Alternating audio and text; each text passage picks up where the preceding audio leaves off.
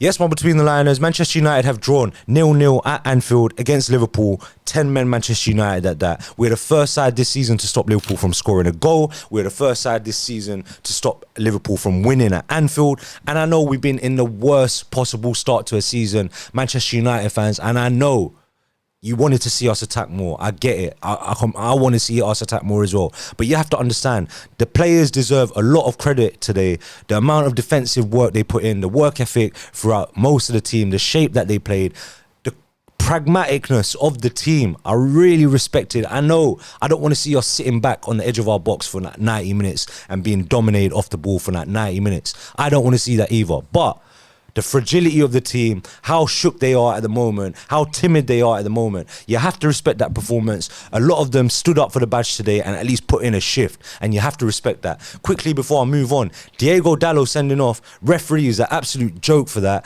How can he get shook of Dallo swearing at him twice and decide to send him off?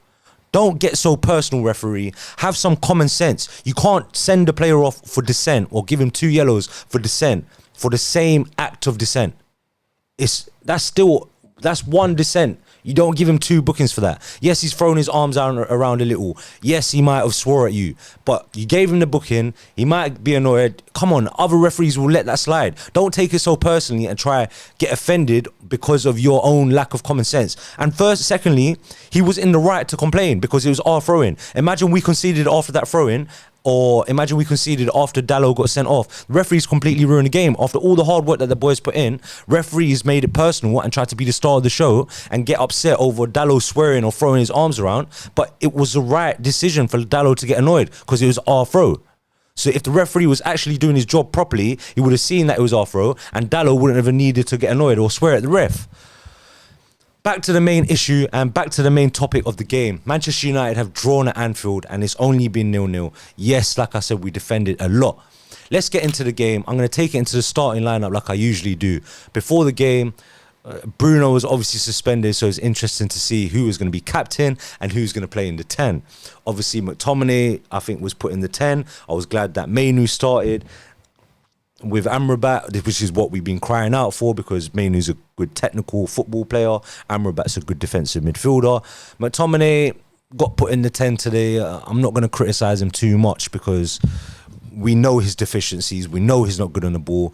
The captaincy, let me know. Guys, get in the comments and let me know what you guys thought of McTominay being named captain. Who else would you give it to? Ten Hag's probably had beef with Varane at the moment, so it couldn't really be him. I don't know. Whatever. We've drawn the game. We haven't lost. We haven't got battered like everyone expected us to. So it's a positive at least. And maybe McTominay has a part to play in that.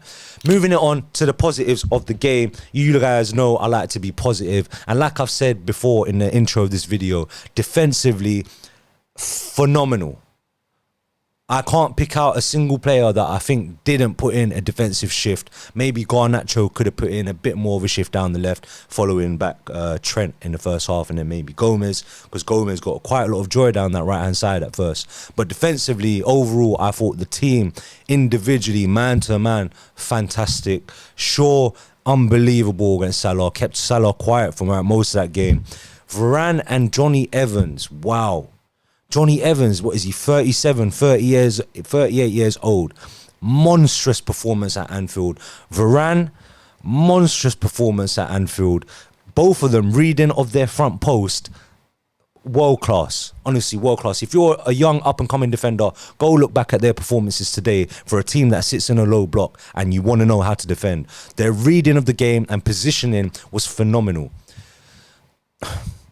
Dallo, I thought, had a pretty decent game defensively as well, which was summed up by his defensive work to run back and tackle Mo Salah right near the end, which actually led to the throw-in and the sending off. But his hard work off the ball and defensively, very good. They all stayed switched on throughout 90 minutes, and I have to commend that. So well done to defence especially. Amrabat, Mainu, I thought they had a very good defensive shift. Once they got the yellows, I think it kind of ruined our game a little because them two were a bit more timid now. They didn't want to give a a red card away too early on in the game. So I feel like they couldn't press as much. Once Amrabat and Mainu both got a yellow, it's kind of like we allowed Liverpool to get the ball more in midfield and pass it around in front of us more. They were going to have more possession because both them guys were too scared about getting a red card. And you can't blame them. Amrabat, I thought, was a bit off it in the second half, to be honest, but at least his positioning was good and he looked a bit heavy today and a bit lethargic. But Mainu, man, the quality this kid possesses on the ball, technique-wise, sensational. Some of the turns he does and his ability to protect the ball is out of this world. The kid is just 18 and he puts his body in the exact correct angle to know when to protect the ball and when a guy is coming to try and tackle him. So his defensive work off the ball today, fantastic. He tried spreading himself across the sides of the pitch just like Amrabat did, and I really love that. And some of the technical ability to find the pass, he's the only one capable of finding a line-breaking pass in that team today. And also, he knows his decision-making is phenomenal. And these are things stats will never catch, but Kobbie Mainoo's decision-making, phenomenal. He knows when to play a long ball. He knows when to play a short ball. He knows when to go forward. He knows when to go back. Honestly, Mainoo, that's a standout performance. And I feel like if he didn't get the yellow card so early, he would have even been even better than that. And he would have had an even better game in that game. Onana, I thought was decent in terms of possession. Some of his keeping had me a bit worried, to be honest, but we'll keep it positive because this is the positives. And I think in terms of team ethic and decision making, was pretty good today overall. Some things I want to pick out and which I will get to later, but especially in like the first 10-15 minutes of that game, Liverpool were pressing us hard. They were coming at us with a lot of intensity and we rode that out and we quieted down the Anfield crowd quite well, I thought, especially early on. Even times in the second half, to be honest, I thought we sucked the life out of Liverpool. They had no ideas. They didn't know how to create anything. Think about it. Can you pick out any real chances Liverpool had to score? Like, I know they had a lot of shots, but I can't really think of any major chances that Liverpool had, to be honest. I think Van Dijk had a header that Onana saved. Konate had a little turn in the box. Other than that, did Liverpool have a clear chance? I don't think so, to be honest. Defensively, phenomenal, like I've said. Actually, in the second half as well, like I think we killed off Liverpool's kind of ingenuity and ideas because they didn't know how to break through. And this is what I've been saying, and I want to praise Ten Hag for this because in previous games, I've complained and criticised him for trying to stick with plan A at every step. And I love that, and I get it. You want to play your philosophy, I get it. But when the team's been harmed because of injuries and lack of personnel, you have to change it up. You can't just stick with plan A and you can't just stick with your principles. Your principles depends on the circumstances. And today, for the first time this season, it's like we finally thought, you know what? Or the gaffer, whether the gaffer said it or the players decided to do it themselves, let's play a deep line. Let's let Liverpool come on to us. If we make a mistake, that's on our end. But if we don't make a mistake, we stay compact. Let Liverpool try to break us down. All the pressure's on them. They need to try to beat us at Anfield. And we sat back and we soaked it all in. And like I said, Ten Hag, I think, has to take credit for that as well. Finally, a bit of pragmaticness. Is that a word? Pragmaticness? He's being pragmatic. And that led to Varane and Evans having sensational performances in the back. I want to shout out Anthony as well, just for his work rate, mostly, to be honest, because he gave it away so many times in that first half. I actually was thinking, is he worse than McTominay on the ball at one point? That's how bad I thought his passing ability and ball retention was today, especially. But in terms of intensity and work rate, phenomenal. Run up and down that right-hand side the whole game. Tsimikas goes forward quite a lot, so he tracked Tsimikas as much as he could. You could see the intensity and aggression that he came with into this Liverpool atmosphere, Anfield atmosphere, and he dominated in terms of hard work. On the ball, second half, I thought he was a lot better. McTominay, Anthony, we had that amazing, massive Højlund chance in the second half, man. And just in that, there was like a little 10-minute period where I thought the boys started growing some confidence because Liverpool couldn't break us down, and we started playing some amazing some very good football, and we were breaking through Liverpool at ease, to be honest. We weren't even trying that hard, and I thought we really broke down Liverpool quite easily. I think by then they were frustrated, and And then we started growing a little confidence. Some very good passes between McTominay, Anthony, Mainu was involved in a couple of them. Amrabat was involved in a couple of them. Johnny Evans, by the way, is involved in a couple of them as well.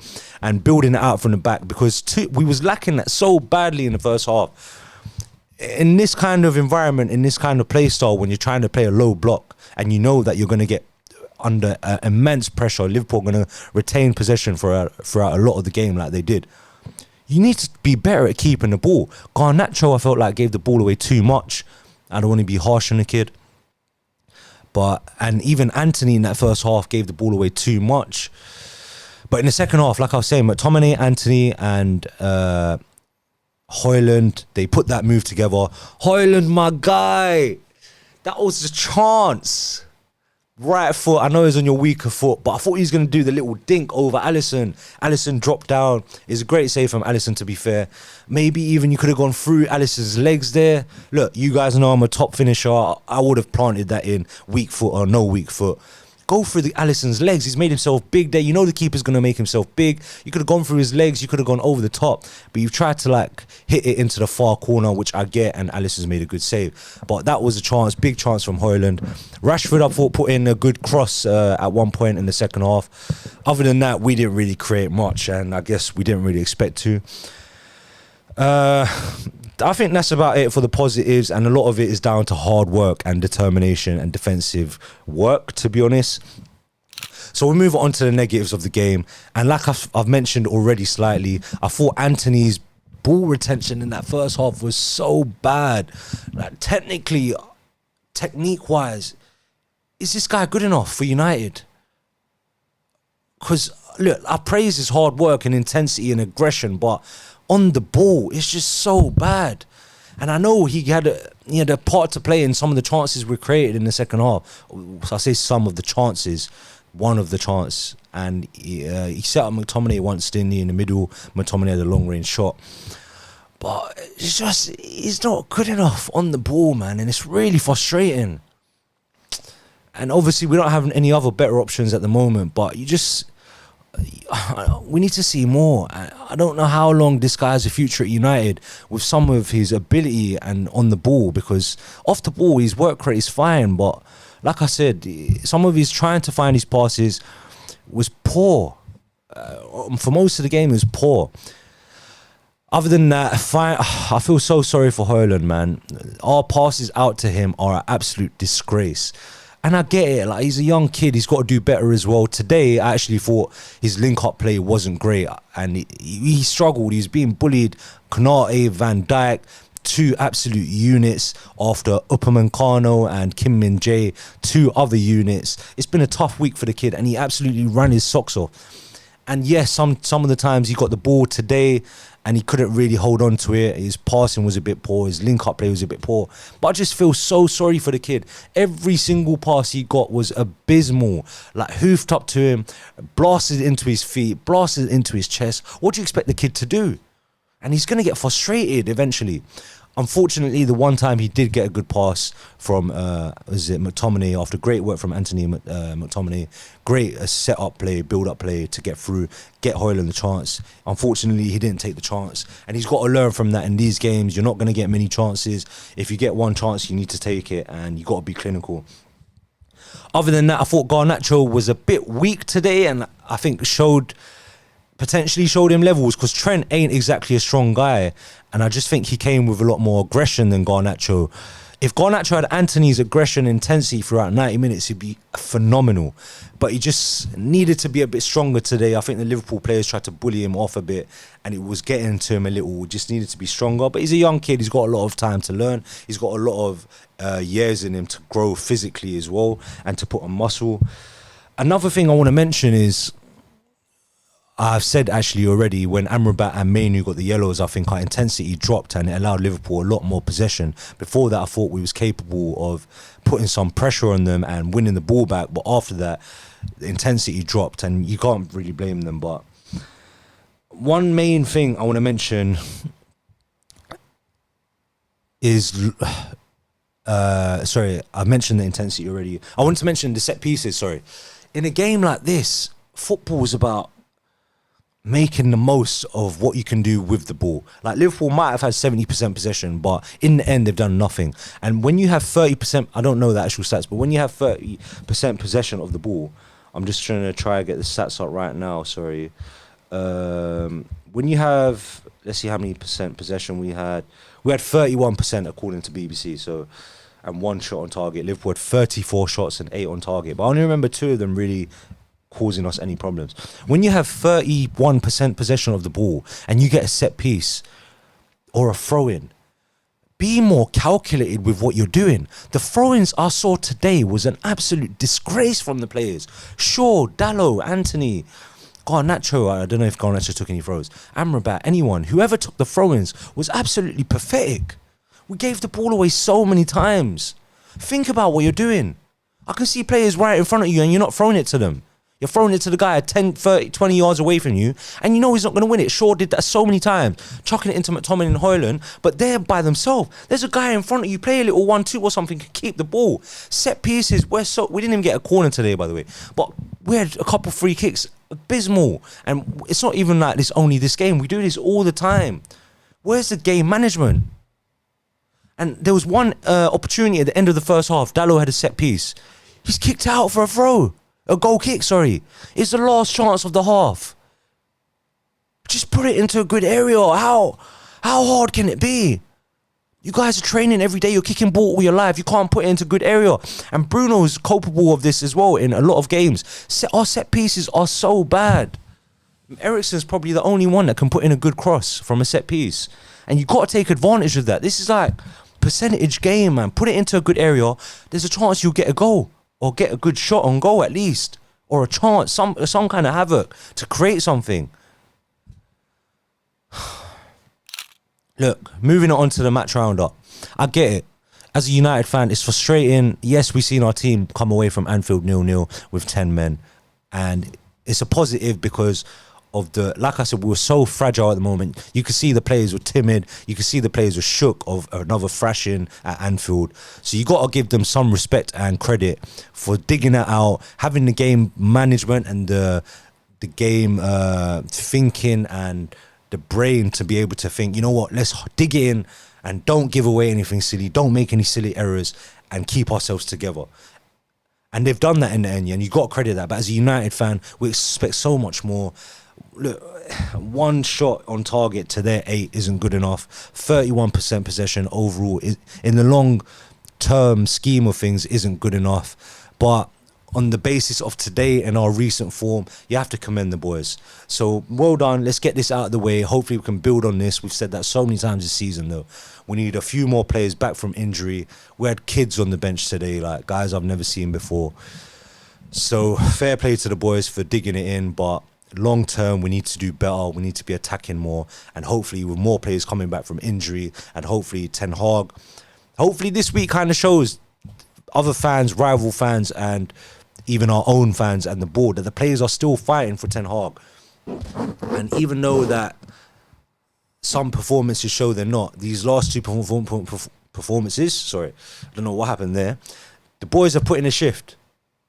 And you've got to be grateful for that at least. At least they played for the badge in terms of putting up 90, 100% for the team. Looking ahead, we've got West Ham on Saturday. Obviously, no Carabao Cup game this week. We're out of Champions League, we're out of 2 competitions. We've got the Premier League next week. West Ham, I believe it's 12:30 on a Saturday. It's going to be a tough game. West Ham are in good form at the moment. I think they're ahead of us in the table right now by 2 points maybe. So it's going to be tough. They've just won 3-0 against Wolves today. We're going to have to put in another shift, and hopefully we put in more of an attacking performance than we did today. I don't assume we're going to sit back like we did today. And then that kind of opens us up to a West Ham team that aren't afraid of scoring goals right now. So we've got to be careful. I don't even know how to give a pep talk to the team next week, because it's going to be tough. We're on a bad run of form. We need players back from injury, and we need players on form like Marcus, and Højlund needs to start bagging in the Premier League. And then we take it from there. The season is looking tough, but let's keep grinding out. We've got 1 game a week from now to the end of the season. We should be capable of getting a run of games going together, us getting some players back in the starting lineup, and hopefully have a good end to the season from now. This is Between the Lines podcast. Get in the comments, please, and let me know what you guys thought of the performance. Are you disappointed of how defensive we were, how pragmatic we were, or are you okay with the point at Anfield? Didn't get smashed either like everyone thought we was gonna. So, yeah, let me know. Make sure you like the video. It'll help a lot. Make sure you subscribe if you haven't already. I'm your host, Adnan. See you on the next one. Peace out. Between the lines.